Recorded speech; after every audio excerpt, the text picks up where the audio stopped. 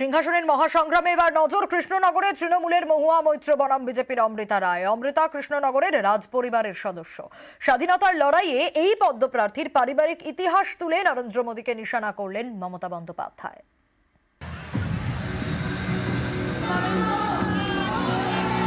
আবার বলছেন রাজমাতা, প্রত্যেকে মাতা রাজ হলো, আমরা সবাই প্রজা, কেউ রাজা নেই। আর যারা যারা রাজা আছে রাজপ্রাসাদে গিয়ে থাকুন। এখানে যিনি দাঁড়িয়েছেন, ইংরেজদের আমলে যখন যুদ্ধ চলছিল সিরাজদৌল্লার বিরুদ্ধে, যে লোকটা লর্ড ক্লাইভের বন্ধু হয়ে দাঁড়িয়েছিলেন বাংলার স্বাধীনতা যুদ্ধকে খতম করার জন্য, সেই নামটাকে নিয়ে এসে মোদিবাবু আপনি কি ইতিহাস ভুলে গেলেন? ঘুষ নিয়ে প্রশ্ন মামলায় মহুয়া মৈত্রকে সংসদ থেকে বহিষ্কার করা হয়। তাকেই ফের কৃষ্ণনগরে প্রার্থী করেছে তৃণমূল। কৃষ্ণনগরে তৃণমূলের মহুয়া মৈত্র বনাম বিজেপির অমৃতা রায়। রাজা কৃষ্ণচন্দ্র রায়ের পরিবারের সদস্য অমৃতা। গত 27শে মার্চ তার সঙ্গে ফোনে কথা বলেন প্রধানমন্ত্রী।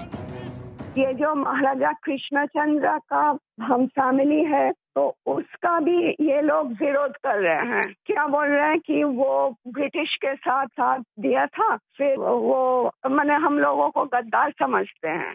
अब देखिए, ये वोट बैंक की राजनीति करने वाले लोग हैं, बहुत ही अनाप शनाप आरोप लगाएंगे। 300 साल पहले की घटना निकालेंगे, 200 साल पहले की घटना निकालेंगे और बदनाम करने का प्रयास करेंगे। वे खुद अपने जो वर्तमान पाप है उसको छिपाने के लिए वो ऐसी चीजें ढूंढते रहते हैं। রবিবার ভোট প্রচারে সেই ইতিহাসের কথা তুলে নরেন্দ্র মোদীকে আক্রমণ করেন মমতা বন্দ্যোপাধ্যায়। এখানে যিনি দাঁড়িয়েছেন, ইংরেজদের আমলে যখন যুদ্ধ চলছিল সিরাজদৌল্লার বিরুদ্ধে, যে লোকটা লর্ড ক্লাইভের বন্ধু হয়ে দাঁড়িয়েছিলেন বাংলার স্বাধীনতা যুদ্ধকে খতম করার জন্য, সেই নামটাকে নিয়ে এসে মোদিবাবু আপনি কি ইতিহাস ভুলে গেলেন? আবার বলছেন রাজমাতা, প্রত্যেকে মাতা রাজ হলো, আমরা সবাই প্রজা, কেউ রাজা নেই। আর যারা যারা রাজা আছে রাজপ্রাসাদে গিয়ে থাকুন। মহুয়ার উপরে দেখেছেন কি অত্যাচার হয়েছে, তাকে লোকসভা থেকে তাড়িয়ে দিয়েছে। বিজেপির বিরুদ্ধে আওয়াজ তুলতো বলে তার বাবা মা বেচারা কিছু জানে না, তাদের বাড়িতে কেউ রেড করে এসছে। মহুয়াকে জেতাবেন তো, ও কিন্তু ওদের যোগ্য জবাব দেবে। ওকে তাড়িয়ে দিয়েছে আপনারা জেতানোর পরেও, এত বড় সাহস। তাই ওকে জিতিয়ে আবার পাঠাতে হবে, যাতে ওদের মুখোশটা খুলে দেয়।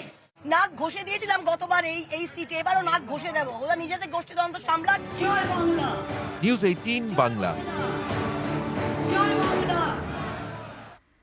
কৃষ্ণনগর থেকে লোকসভা ভোটের প্রচার শুরু থেকেই সিএ বিরোধিতায় মমতা বন্দ্যোপাধ্যায়ের সুর সপ্তমে। ক্যাটা হচ্ছে মাথা আর লেজাটা হচ্ছে এনআরসি।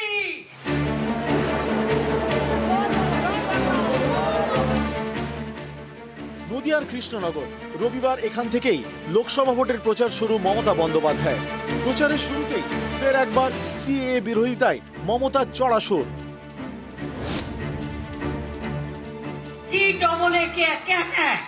কমিটিটা কি করেছে জানেন?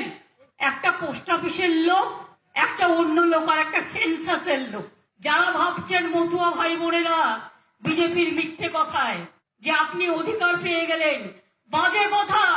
সেন্সাসের মেম্বার রেখে দিয়েছে এই কারণে, ক্যাটা হচ্ছে মাথা আর লেজাটা হচ্ছে এনআরসি। ক্যা করলে আপনি এনআরসিতে পড়ে যাবেন। জিজ্ঞাসা করুন না বিজেপির যারা নেতা, তারা কেন ক্যাটে আপিল করছে না? যেই করবে বিদেশি হয়ে যাবে, দাঁড়ানো হবে না। মোদির গ্যারেন্টি জিরো, আর আমাদের গ্যারেন্টি মানুষই হিরো। আমরা ক্যা করতে দেবো না, আমরা এনআরসি করতে দেবো না, আমরা কাউকে নতুন করে উদ্বাস্ত হতে দেবো না। মতুয়া বন্ধুরা, আমাকে বিশ্বাস রাখুন, আমি আপনাদের কোনো নাগরিকত্ব কেড়ে নিতে দেবো না। দরখাস্ত করা মানে 5 বছরের জন্য আপনি বিদেশি হয়ে গেলেন, আপনার সব কেড়ে নেবে, সব কেড়ে নেবে এবং ডিটেনশন ক্যাম্পে রেখে দেবেন। সেটা চান?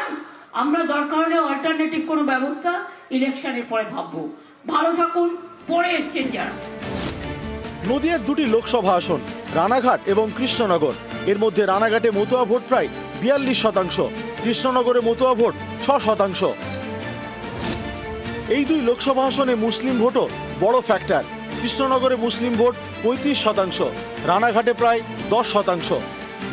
রবিবার এরকমই একটি জেলায় গিয়ে সিএএ বিরোধিতায় সুর চড়ালেন মমতা বন্দ্যোপাধ্যায়। আমরা কে করতে দেবো না, আমরা এনআরসি করতে দেবো না। নিউজ 18 বাংলা।